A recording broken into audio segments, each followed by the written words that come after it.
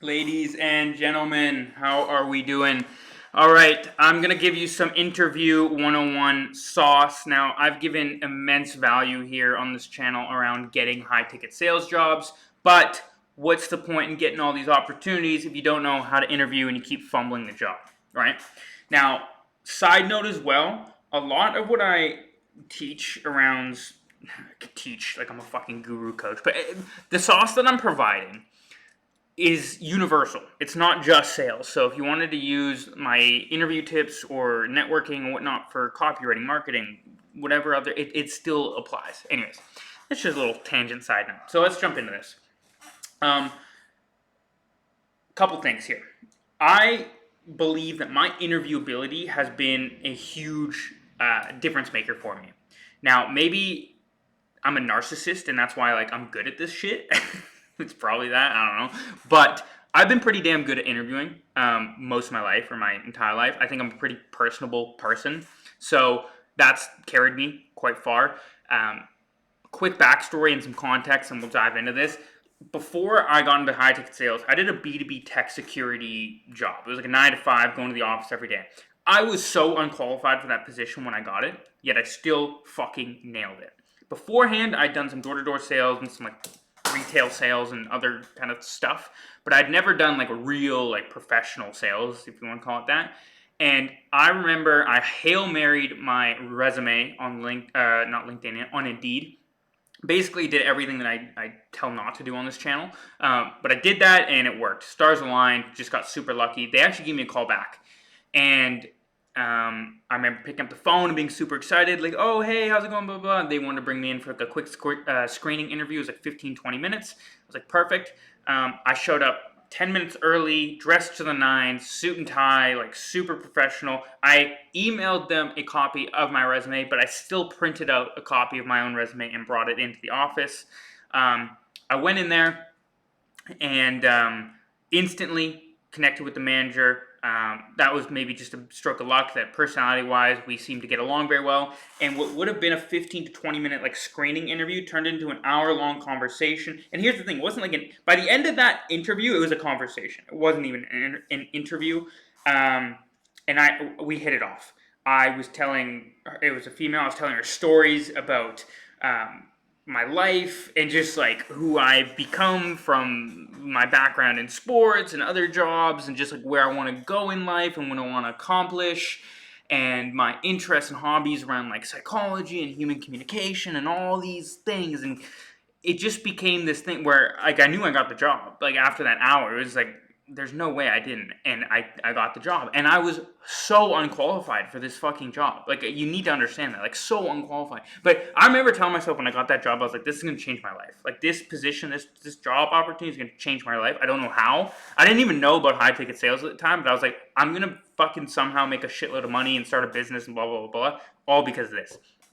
If I didn't nail that interview, none of that would have happened. So, interviewing is fucking crazy important, right? On top of that, I'm going to keep flexing on you a little bit. When I just got into the high ticket space, I interviewed Cole Gordon personally, the founder, CEO of Closers.io, and he gave me an SDR role. I actually ended up turning that down because I wanted to go work with another company. But I interviewed with him on a group interview. By the end of the interview, it was still happening. He private messaged me on Zoom saying I got the role. He added me on Telegram. Then I had another round of interview with his sales manager, and we did a role play and knocked out of the park. But then I ended up turning down the role. I know most people go, "What the fuck? Why?" But I didn't see alignment from what the sales manager was telling me my role at the company was going to be, and just their expectations of me. I was I don't think this is my thing. But regardless, impressing him, very difficult to do. Okay, very difficult to do. A lot of what I'm going to teach you, I utilized for that interview. And more recently, in this last week, last 2 weeks or so, I left an offer. I had 5 interviews within that week. I got 4 of them. Okay? And I don't think many people get to say that shit. So interviewing is a strong suit of mine. I've always been naturally pretty good at it. Again, maybe I'm a narcissist, probably am. But anyways, that's that. So let's now dive into it to make you a narcissistic interview god so that you don't fumble your job opportunities that you're getting from all the networking and branding and outreach strategies that I'm also teaching you. Okay, so let's go. So Generally, when people are looking to hire a sales manager, a founder, whatever, there's three things they're looking for. Can you do the job? Will you do the job? And will you not create headaches for me? If you can show that you are going to fall into those three, you will probably get the job. In other words, it's competence, likability, reliability. Like, do I like you? Do I think you're going to do this thing? And will you like not create fucking headaches for me? That's really it. So this is what we're going to do. Before we're hopping on the interview, I'm going to take the assumption here that we're doing Zoom interviews, you're looking for remote sales jobs, stuff like that. Before we hop on Zoom, we are going to show up 10 to 15 minutes early. I know it's going to be silly. You're just sitting in front of your computer waiting, but just do it. We're going to be early and we're going to look presentable. So we're going to have a nice, well put together background. I know this is like a living room, but it doesn't look gross. So this is an okay background. White wall backgrounds, by far the most goated background you can have. But generally a presentable background. Don't use the blur. Don't have like some fucking stupid like office background that isn't an office. The only way I'd recommend that is like if your background is actually chopped. Like it's actually like there's a fucking baby stroller in the background and you're like, I don't know, I can't, like then maybe, but like do whatever you can to just have a clean background. Show up looking presentable, good equipment. You don't need a 4K camera, but like something that, the audio and the video quality looks good. And we're also going to do research on the company we're interviewing for. Doing these things alone, just showing up on time, looking presentable, and researching the company genuinely puts you above 50% of the applications, like bar none. Genuinely, it does. So probably even higher. But we're going to research the company. This doesn't need to be hours of deep, intense research. Literally 20 minutes of research before your interview, and you should be good. A couple things that we're looking for.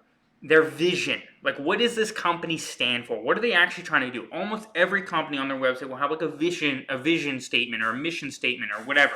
Their purpose. Read that. Like, understand, what does this company stand for? Why are they doing the things that they're doing? How long have they been doing the things that they're doing? Like, if you can find a year that the company's been founded, that's great. Any like milestones or statistics or whatever that they've achieved, that's great. Write those down.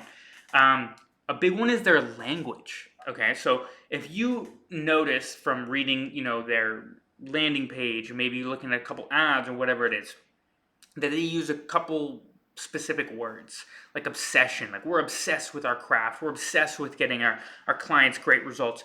Use that language in your interview. I'm obsessed with my process, right? I'm obsessed with delivering results for the companies that I work for.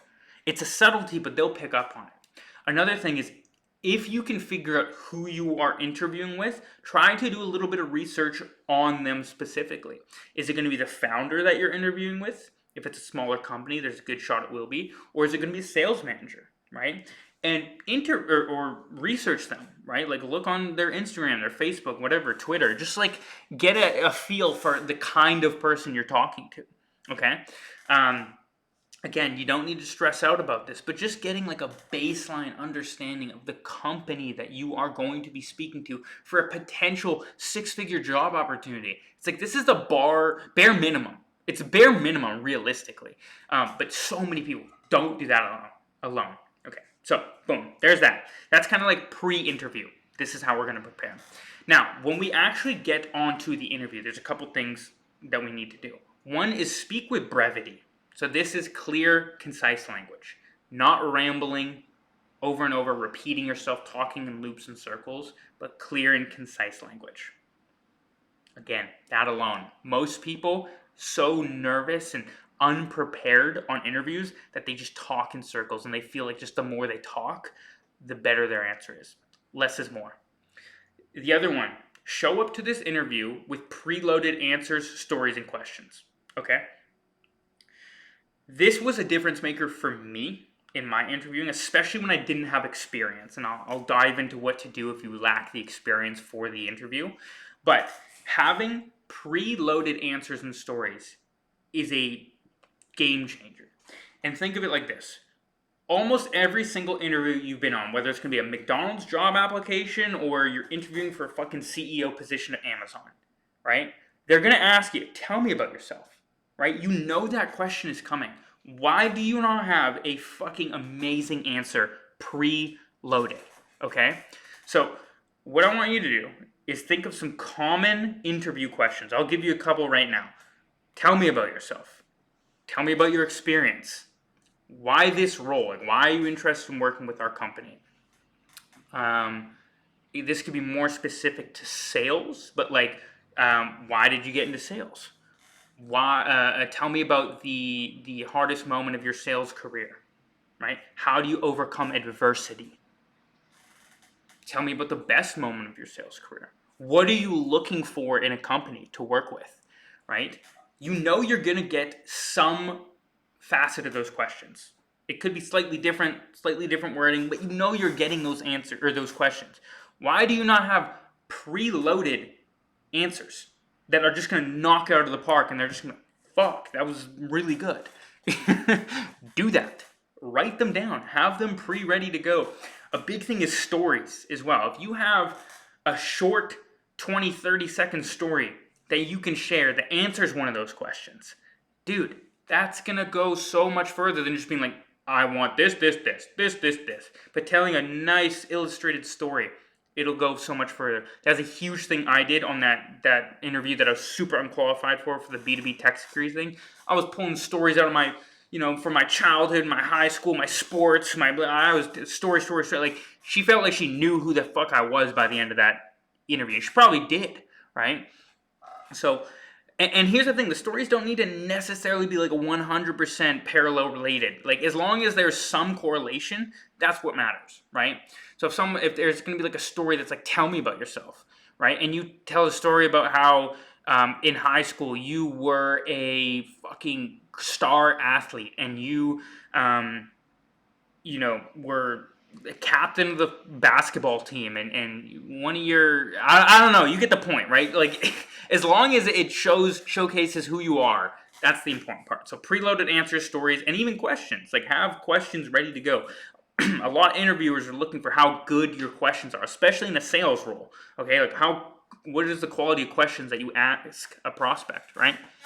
So that's that. Now, let's talk about what you do if you lack experience, because this is a huge problem for most people. Is they get onto an interview and they're probably a little unqualified for the role, and now they're already doubting themselves, like, I'm not even qualified, I'm not going to get the role, blah, blah, blah, blah, blah. This is how we negate, or not negate, but overcome the lack of experience. Make your answers and your questions either present or future focused, right? So let's say someone's like, tell me about your sales experience. You're like, yeah, so I've been in the high ticket space for only a couple months now, but as it stands, I've really been diving into the specific training that I've been, and I'm honestly becoming super obsessed with just like learning the sales process. And really, as far as I see myself in these next 3-4 years, like, I'm going to be a big name in this space and people are going to know me because I am so committed and obsessed with this craft. Like, that's a way better answer than being like, I've been in high ticket sales for 2 months and I haven't worked on an offer yet, and I really want the opportunity though, because I'm gonna make a lot of money for a company and I want to make 10K a month, and I haven't done that yet, but I will. And before I got into sales, I worked in a restaurant as well, and that's like genuinely that like example is how some people or answer questions, right? So focus on making, if you lack experience, focus on present and future focused answers, okay? Now, another thing is to speak to the top performer. And again, this can be more, sales focused, but again, these things do apply in other areas of interviewing. When you are giving answers or when you're asking a good thing is just like ask questions about like what makes a top performer at your company. Why is your top performer a top performer? Like, things like this. That shows that you're gunning for that role. You're not gunning to be middle of the pack or coasting, but like, I want to be the top guy, right? I highly recommend speaking to that. And like you can even give an example here. Like if you're talking about lack of experience, be like, you know what, I'm really good at identifying holes in the process, right? I think that's been a strong suit of mine. That, you know, your top guy, he might be the best one call closer. He collects so much cash. He's got 40% close rate. But that still means there's 60% of people falling through the cracks. And odds are, if he's like this one and done kind of closer, there's probably a lot of holes in his follow-up game. So what I'm going to do is I'm going to come in, I'm going to copy his process in terms of being a solid one-call closer, but I'm going to develop a follow-up process that converts at least another 20% of that, 60% that isn't closing in one call. So now I'm bringing in 60% of everyone who's talking to me compared to your top closers doing 40%. That's really the approach that I have when I come into a company. That's a fucking great answer. And here's the thing. A lot of people are going to say, like, oh, just say that you're a fucking grinder, a super hard worker. And, like, sure, you of course want to convey the point that you're going to work hard. But, like, just saying, I'm going to work 14 hours a day. I'm not going to talk to my family or friends. I'm going to starve myself for this job. If those are the expectations you set, if those aren't being met in the first week or two, there's going to be like the manager or the founder's going to be like, well, you told me you're going to do this and you're not doing it, and we both know, man, 1-1 right here, like 14 hours a day, bro. That's a fucking grind, bro. Like, we're not doing that. I know you're not doing that. So don't convey that. Like, to say you're a hard worker, but I'd prefer to be like, I'm going to be a top performer. Because here's the thing. If their top performer's only taking 6 to 8 calls a day, now you're not setting some unrealistic thing that, like, I'm going to work fucking 14 hours a day. You're like, no, if the top performer's working 6 to 8, maybe I'll do 7 to 9, right? Maybe. But more or less, I'm just going to find the holes in their game and beat them there. That's what I'm going to do. And I'm going to copy their process. Also, side note, keynote, if you're coming into an offer, sell the way the top performer sells. It might not be normal to you. It might not be your preferred style. But start selling that way because it's working, and then add your own stuff in. So many sales reps are so rigid, and they're like, no, if it's not any PQ, I can't sell it. I can't. I have to sell that way. And it's like, this is why you're a mid sales rep, because you can only sell in one way. You can only do gap selling. You can only do spin selling. It's like you need to be this, like, Bruce Lee, be like water. Adapt your sales style. Anyways, so that's a couple things here. Another big thing, if you feel like you lack experience or are unqualified for the role, the market only cares about what you do have, not what you don't. So show that and make sure your questions and answers are in tune with that. Is an offer going to prefer someone with 5 years of sales experience and $10 million cash collected for a closing role over someone who has 6 months of sales experience and $400,000 cash collected? Sure. But is that a prerequisite? Like, you have to have that level of experience to get this role? It's not. Imagine if there's a job post that says must have 1 year sales experience, and you have 11 months of sales experience. Are you just disqualified?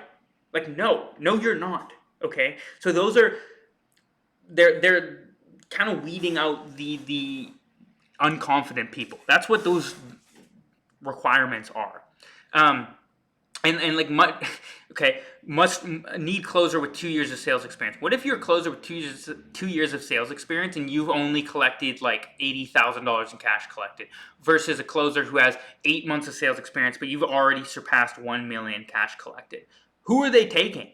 8 month guy for sure. So, like, you really need to look at those requirements as like suggestions of like kind of the archetype we're looking for out of some person, right? So. And challenge that, right, on an interview. Give them a reason to reconsider that. It's totally fine to do that. If anything, a sales manager is probably going to, appreciate that. As long as you're not doing it in a way that's like, oh, fuck, this guy's going to be a headache and he's going to constantly question authority and blah, blah, blah, blah, blah. But if you do it in a way of like, hey, well, not to be a nuisance here, but like, I can do this and this and this for you. I might not have 10 years of sales experience, but I have all these other extremely valuable and positive qualities, right? Another thing too, a lot of people fuck up on the time zone game, dude. Your time zones can be a huge factor for you. A lot of top tier closers do not want to work late at night, right? So if you're like a Pacific time zone person who can work at 8 p.m. EST, but it's really only 5 p.m. for you, like leverage that. Be like, I can do later hours than EST or what most closers are willing to do. Find your edge. You have one. There's no way you don't. You're a fucking competent human being. You have an edge. Find it and showcase it. All right. This was so much sauce. If you don't get a job from this, you're cooked. So, anyways, with that being said, tell me I'm handsome. I hope this helped. And good luck. And I'll see you soon. Cheers.